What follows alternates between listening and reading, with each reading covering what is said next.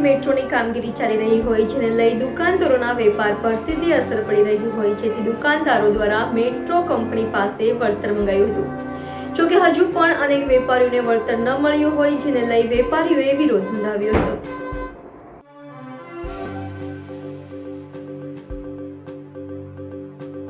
સુરતના વરાછા વિસ્તારમાં આવેલી માતાવાડી અને શક્તિ ટાવર અને ભરત કોલોની અને ફિલ્ડ ટાવરના દુકાનદારો દ્વારા તે પરિસરમાં મેટ્રોના લીધે છેલ્લા 3 વર્ષથી વેપારમાં મોટી નુકસાની આવતા વેપારીઓમાં ભારે રોષ જોવા મળ્યો હતો.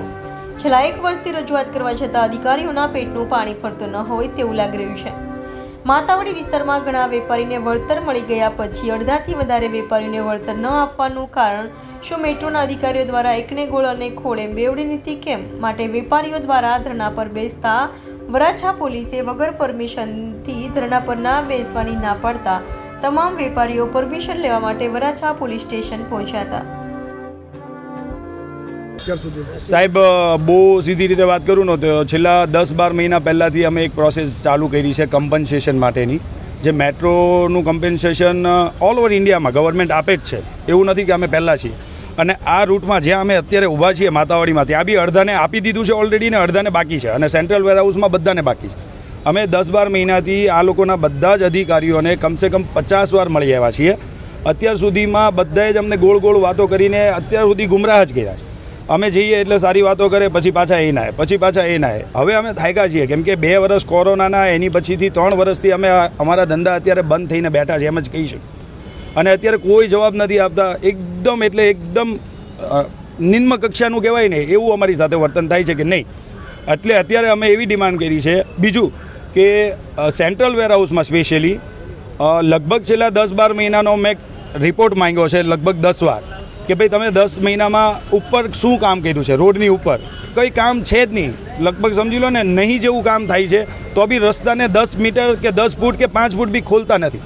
એટલે અમે અત્યારે એવી ડિમાન્ડ કરી છે કે જે બી ઉપરી અધિકારી છે, જેને અમે અત્યાર સુધીમાં 50 વાર મળી આવ્યા છીએ, પણ હવે અમે મળવા નથી જતા. અહીંયાના જે આ લોકોના ઓફિસર છે એમને કીધું છે કે એમને તમે પર્સનલી અહીંયા બોલાવો અને એકવાર અમારી સાથે વાત કરાવો. અમારા 3 મુદ્દા છે કે જે લોકોને મેટ્રોના લીધે જે લોકોને પર્સનલ લોસ ગયો છે, કે જેમ કે વરસાદમાં એ લોકોની મિસ્ટેકને લીધે શોરૂમમાં પાણી ઘૂસી ગયા છે, માણસોને પોતાના માલની નુકસાની થઈ છે, એની અમે અરજી કરી છે. એનો કોઈ જવાબ નથી દેતા. એ જવાબ આપો, એનું કમ્પન્સેશન વળતર આપો. બીજું કે જે ગવર્મેન્ટના લો પ્રમાણે મેટ્રોથી ઇફેક્ટેડ થયેલા જેટલા બી માણસો હોય એ લોકોને ગવર્મેન્ટ પોતે રિલીઝ કરે છે ફંડ, એ ફંડ અમારા માટે કેમ નહીં? અડધાને છે તો અડધાને કેમ નહીં? જે અમે 12 મહિનાથી બધી અમારી પ્રોસિજર પૂરી કરી દીધી છે. એવું બી નથી કે અમે કંઈ એપ્લિકેશન કર્યા વગર આ ડિમાન્ડ કરીએ છીએ. 12 મહિના પહેલાંથી અમે કરીએ છીએ. ત્રીજું એ છે કે જરૂર વગરના રસ્તા 3 વર્ષથી હેરાન કરીએ છીએ, એ ઓછું નથી. એટલે હવે જરૂર વગરના રસ્તાને ખોલી આપો. આ 3 વસ્તુ તમે અહીંયા તમારી જે ઓફિસ છે ત્યાં આવીને અમને મળીને અમને લેખિતમાં આ 3 વસ્તુનું સમાધાન આપો. અને લેખિતમાં બી અમે એવું પ્રેશર નથી કહેતા કે અમને 2 દિવસમાં જવાબ આપો.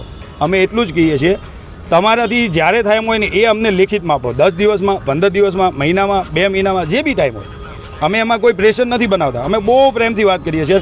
હવે ત્યાં જઈને અમે થાકી ગયા છે. એટલે અમારી ડિમાન્ડ એ છે કે એમના સાહેબ અહીંયા આવે. પણ 3 દિવસથી અમે આ વસ્તુ ચાલુ કર્યું છે ને તો બી એ લોકોનું એવું વર્તન છે કે જાણે એ પોતે એક એવા લેવલના માણસો છે કે અહીંયા અમને મળવા નથી આવતા. એ એટલી જીદ કરે છે કે અમે મળવા નહીં આવે. તો અમે તો 50 વાર જઈ આવ્યા છીએ, તો હવે એ લોકો શું કામ ના